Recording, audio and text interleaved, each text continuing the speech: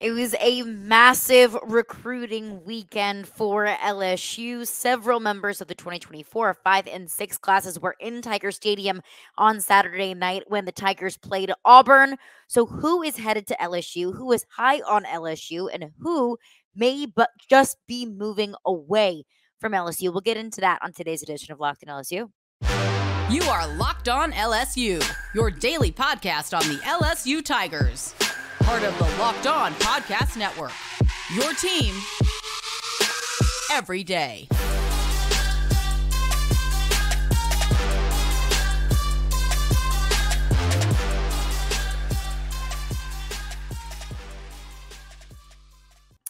All right, joining us now on Locked On LSU is Brian Smith.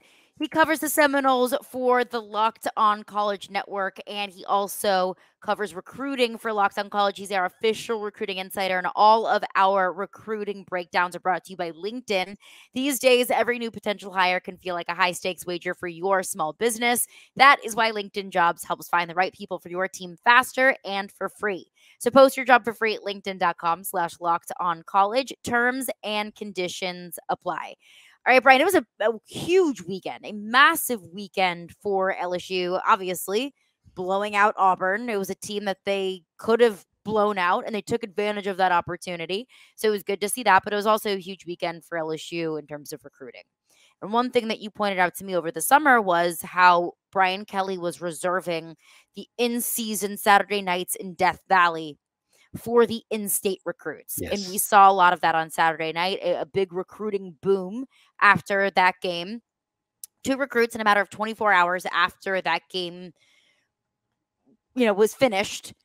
One of them being a 4-star edge rusher, CJ Jackson, out of the state of Georgia in the 2024 class, the 3rd edge rusher in the 2024 class, and the 13th ranked player out of the state of Georgia in the 2024 class. How big is this for LSU? What does CJ Jackson bring to this class? Size and length. He's 6'5", 225, 230. Mm-hmm. He's the kind of kid that LSU is famous for. BJ Ojawari. I hope I pronounced that right. That's who he reminds me of. Also a Georgia kid, if I remember correctly. Georgia kid. And he's a little taller. And the upside is tremendous. He's from Tucker. It's a program on the south side of Atlanta that's forever been a program that LSU and everybody else stops by every spring because it always has dudes. They're always competing for state titles. Getting a kid like this that has his upside with his ability to bend off the edge is what LSU needs a lot more of, because they've been inconsistent with that at some points this year, sadly, because it's LSU and that should never be the case. Right. But this is going to be a really good class for the D-line. So adding him to the mix already, that's pretty good. So I think LSU hit a pretty big piece right there, because you could just never have enough edge rushers in college football today. Can never have enough edge rushers in college football. And there was an alarming number of defensive players that LSU had to bring in through the transfer portal.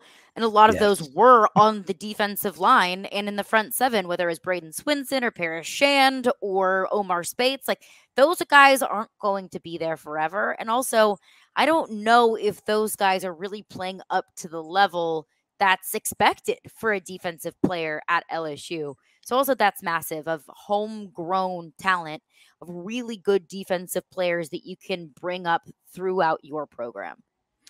I think that's part of it. The most of the teams that make the playoffs and are competing, if you look at them outside of Florida State, who's the kind of one outlier, everybody else is predominantly, we're going to sprinkle in a couple of kids from the portal, right? But 85% of our roster, we recruited. Atlanta is a spot that LSU has recruited forever and successfully. And most of their other kids are like Mississippi, Texas, Louisiana. And it's worked obviously very well. So why would they change? And this is something that's probably going to be not deaf on Brian Kelly either. I think they're going to be a little more selective next year with the portal. And that is to be expected. Your first couple of years, when you inherit a roster that's decimated on both sides of the football, you're going to have to just pick up whatever you can via the transfer portal. But year 3, year 4, that's when you need to start getting your guys within the program. And I think that's when you're going to start feeling those effects, because obviously you're feeling the effects on the field of not having that deep talent that LSU is accustomed to having defensively. Yeah, especially corner, something you and I text about on a consistent basis. That keeps me up at night.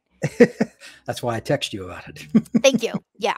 I always appreciate those reminders. Whenever I see your name pop up on my phone, I'm like, it's probably something about this total crap defensive back group. But I appreciate it.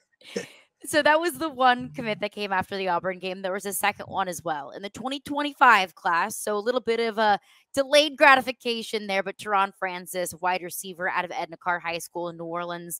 So that checks one priority box for Brian Kelly is we want to keep our in-state talent in state. We don't need to see kids from New Orleans and Lafayette and Baton Rouge going to Florida and Alabama and Texas A&M. I looked at a picture of Teron Francis and I thought that I pulled up a picture of his dad. Like he looks like a grown man. What do you know about him? His play resembles that of a grown man. Very strong, breaks tackles. He's explosive, and he's running away from kids in New Orleans against the top competition. You and I both know that city well for high school football. And if you're doing that, you're a special talent. So, and he's doing it as an underclassman. He's only going to get faster and stronger. He's give or take 200 pounds, 5'11", 6 foot. He's built like a running back in a lot of ways. He's bigger than some of the receivers they have on campus in terms of physical stature. This is the kind of player that LSU is famous for. They always seem to find those receivers that are 50-50 ball winners. You know, this is nothing new. It's just another one in a deep pipeline. They got a great class of receivers right now, and 24, 25s obviously started off good too.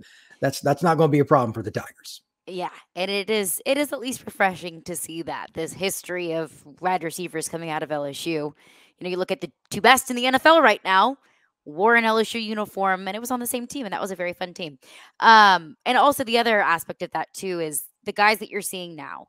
You know, Malik Neighbors, Brian Thomas, they're not going to be there next year. Kyron Lacey, Chris Hilton, they're not going to be there come 2025. So it's so important to continue to build that constant, just, bringing wide receivers in and bringing players of any position in and having a fresh, almost assembly line of players at those positions. Yeah, because LSU, I think in the last 20 years has as many players that have left after their junior season as any school, Bama included. For whatever reason, kids just get out of the boot when they can get out. And if that's the best way to help your family, I get it. But a lot of those kids were first, second, third round picks too. So it was a pretty wise decision. But LSU's receiver corps, it's going to turn over pretty quickly here.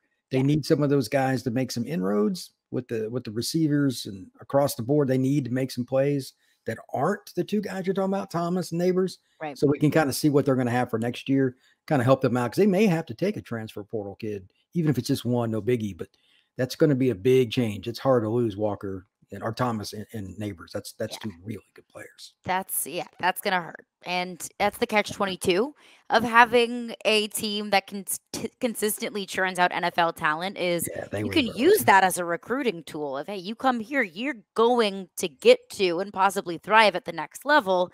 But the other side of that is you'll likely lose them after 3 years, and it's just constant turnover. And the transfer portal makes that turnover even more difficult.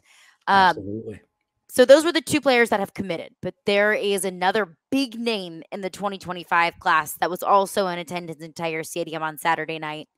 With the latest buzz is coming out of there. We'll get into that coming up next. But first, I want to tell you about LinkedIn Jobs. So these days, every new potential hire can feel like a high-stakes wager for your small business, and you want to be 100% certain that you have access to the best qualified candidates available. So that is why you have to check out LinkedIn Jobs. LinkedIn Jobs helps you find the right people for your team faster and for free. It's incredibly easy to post a free job post on LinkedIn Jobs. Just go to linkedin.com, create that free job post. Best part about it, it is free. And then add your purple hashtag hiring frame to your LinkedIn profile to spread the word that you're hiring. They've got simple tools like screening questions that make it so easy to focus on the candidates with just the right skills and experience, so you can quickly prioritize who you would like to interview and to hire. We all know that it is so important to have just the right person in place to help your team fire on all cylinders. That's why small businesses rate LinkedIn Jobs #1 in delivering quality hires versus leading competitors. LinkedIn Jobs helps you find the qualified candidates that you want to talk to faster. So post your job for free at linkedin.com/lockedoncollege. That is linkedin.com/lockedoncollege to post your job for free. Terms and conditions apply. All right, let's get back into it because LSU got commitments on the defensive side of the ball in the 2024 class, and CJ Johnson, a 4-star edge rusher out of Georgia, an offensive player in the 2025 class, and Teron Francis, wide receiver out of Edna Karr. But there's also been a lot of buzz about a player that has yet to commit but was at LSU on Saturday night for that Auburn game, and that's Bryce Underwood. Now, some buzz coming out of that is, it said the atmosphere was crazy, said that Tiger Stadium stood out, said the student section and the people, the coaches that he met, he said it was live, which is, I'm guessing, young people slang for good. So I'll take that. Bryce Underwood, 5-star quarterback out of Michigan. What do we know about him? He might be the number 1 player in the 25 class. I've seen him play a couple of times. He's one of those rare athletes that at 6'4", 6'5", could play free safety, receiver, whatever he wants. He's an elite athlete first and foremost, and he's got a gun for an arm, and he just loves football. The ball just comes out of his hand effortlessly, and he's got an offer for pretty much every school in the country. He's been to LSU 3-4 times since the spring, including this past visit. LSU is one of 2 or 3 schools considered to be at the top. Michigan and several other SEC schools, et cetera, are after him, but the Tigers are probably at the top of the board right now. And he's got offers and interest from just about every single school in America. Yeah. Michigan, Alabama, Ohio State, Florida State, Colorado. Why do you think LSU has that edge? Well, they've got coaches that have ties to the state of Michigan. The offense coordinator and Brian Kelly both coached in that state, and they're familiar with the Midwest. They've been there for the most of their career. I think that's just connections. And then I think he's a kid that kind of wants to do his own thing. I've been around him. He's a really articulate kid. He's not going to be tied to just being a Midwest kid. He could go to Michigan, don't get me wrong. Yeah. But I think that's the easy choice, and Bryce is not that guy. He's going to look around and see what he can do, and LSU is something different. So obviously Saturday night in Death Valley, as you and I talk about frequently, is very unique, and I think he was kind of curious to that. I'm sure he's seen the big house. I'm sure he's been to Michigan State, et cetera. But that's just the local flavor for him because he lives just outside of Detroit. This is a kid that's going to be a national recruit. He'll probably take 3 or 4 more visits of this variety and then take his officials next summer. He'll be the most hotly contested recruitment in the country. And interesting that it says that his commitment is expected to be January of 2024. So here in just a couple of months. Now, of course, that's not set in stone, but something easier or something fun to look out for. Well, if that's the case, I always see the same guys at a big tournament in South Florida in January. That would be interesting because he'll be. Put in a good word for us. No, he may be announced by then. Who knows? But I will believe it when I see it if he does that. And even if he does, that's awful early for the number 1 player to commit. That could create other stirs after his commitment. But that's interesting news. That is what I look at it as a commitment. Until pen hits paper. Yeah, it's just a lean. It's just a light commitment, if you will. That's right.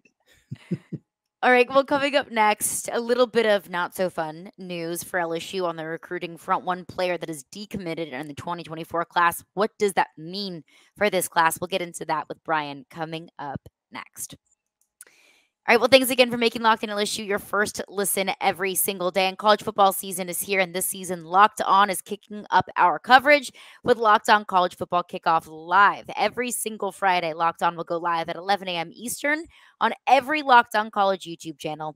College Football Kickoff Live will cover playoff implications, the conference rivalry games, and go in-depth like only Locked On can, including insight and analysis from our stable of Locked On College hosts covering their team every single day. So find Locked On College Football Kickoff Live every Friday at 11 a.m. Eastern on every Locked On College YouTube channel.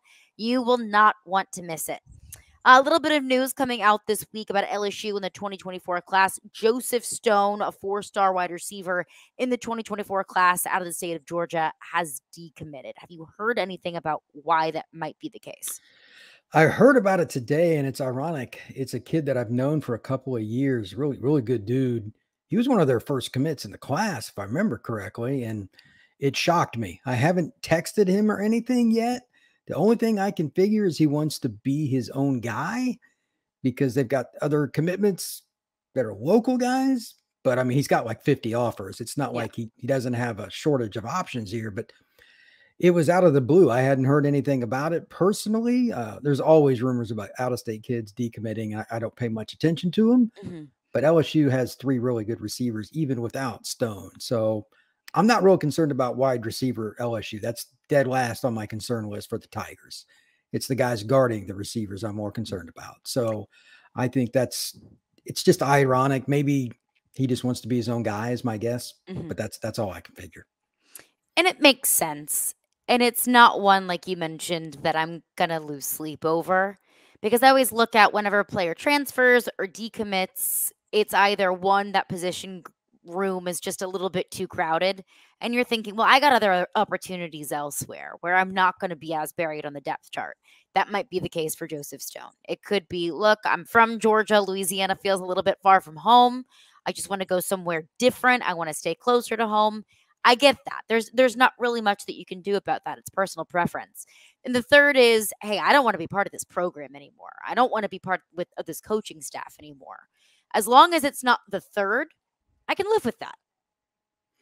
I don't think it's the coaching staff. I could be wrong, but I haven't heard anything about him with Joseph or anybody else in regards to having an issue with the LSU staff. That could be something that comes out later in the wash, but I have not heard anything of that nature with any recruit, just to be very clear. Okay. So, concern level about like a 0.2 on a scale of 10. Yeah, I'm not, again, LSU and wide receiver, it's all good. Cool. Love to hear that. Brian Smith, how about them Tigers on Saturday night? How about that LSU defense looking not horrendous? Not good. I was curious how you were going to say that. I was not horrendous. The bar's on the floor, Brian. It's just weird for me to talk about LSU in that way, because even when they had bad teams like the 80s and 90s, they usually played pretty good defense. The offense would stink, but they'd win 13-10 and it was still a win, But now they didn't have a Heisman level quarterback. They'd be staring at 5-7.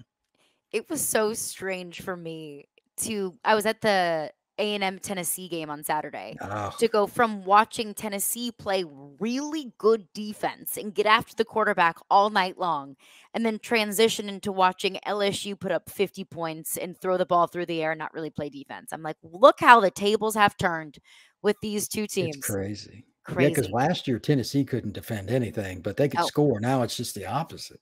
Exactly. Yeah, it really is weird. That's a great point. I would have never guessed that about Tennessee this year at all. No way. Not in a million years. I saw a stat that was the first game in Josh Heupel's career as a head coach in 5.5 years that he won a game by scoring less than 30 points. Oh, wow. That's not a good stat. That's not a good stat. But credit to Tennessee finding a way to win. Credit to LSU finding a way to just put up points against all odds.